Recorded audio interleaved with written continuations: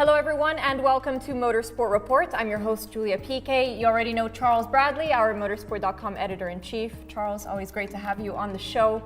The opening round of the 2019 MotoGP season takes place in Qatar on March 10th, but we've already had a glimpse at who some of the main front runners are this year from testing in Malaysia and last week in Qatar. Charles, one thing has to be said. Maverick Vinales was looking fast in his Yamaha during last week's test in Qatar. His teammate, not so much. Yeah, but his teammate's Valentino Rossi. He might be 40, but he's still the greatest of all time. We've seen this before from Vinales, where he's been super quick, 2017 certainly, and then he just hasn't delivered on Yamaha as we expected him to. He hasn't made that progress that we expected him to when he started for Suzuki back in the day. Valentino Rossi, though, I mean, what can you say about him? He's won so many races, like 89 wins at the top level, 7 championships, plus he won 125s and 250s as well. You can never rule him out. I think he's often at his best when people don't think he's going to do great. I think the Yamaha has made a step, definitely. They're struggling a little bit on acceleration out of corners compared to Honda and Ducati, certainly. But I think they're going to still be in the mix. And you mentioned Suzuki. Could this be the year that we see their main rider, Alex Rins, finally score his first win in MotoGP? Yeah, I'm a big Alex Rins fan. I think he's really, really good. I think Suzuki, they're a team that needs to learn to win. As I say, they've only won one race with Vinales, Silverstone 2016. So although they looked great in testing, Rins says he's very happy with the bike. They spent a lot of time with him, you know, with Iannone leaving the team. Johan Mir's come in this year. Another great talent for the future, I think. So I think they're in a great place going forwards. I just don't think they're ready yet. I think it's going to take a little bit more time for them to gel. And as I say, they need to learn to win races. So it's not just to be quick around Qatar, it's to be quick around all the other tracks they're going to go to. Yeah, and of course, we can't forget to talk about the reigning champion, Marc Marquez, who has finished one of the most difficult pre-seasons of his career following his recovery from his left shoulder injury. He had to be operated over the winter. His new teammate, Jorge Lorenzo, also recovering from an injury to his left wrist. Not enough time to adapt to his bike.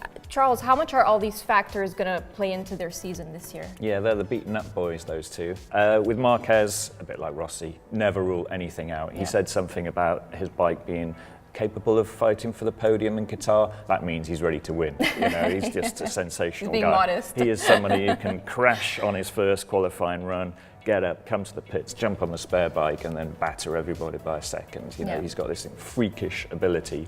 Hopefully that shoulder surgery is just going to play into his hands in making him stronger and fitter this year. I think he's going to be a little bit shaky early on. He's complaining about his physical ability at the moment over the long run.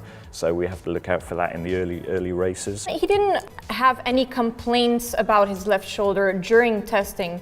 Do you think there might be a side to it where he's, you know, if he did have something, he would probably try and hide it a bit, or? Well, he tested it out by crashing on it on Monday, so you can't get any more proof than that. Yeah, I think he'll be fine. I think it's one of those things where you go into a season with a niggly doubt and you play it up. You say, yeah, I'm not sure I can finish the first race, but he will be absolutely in the mix. So as I see it, it's between them and Ducati.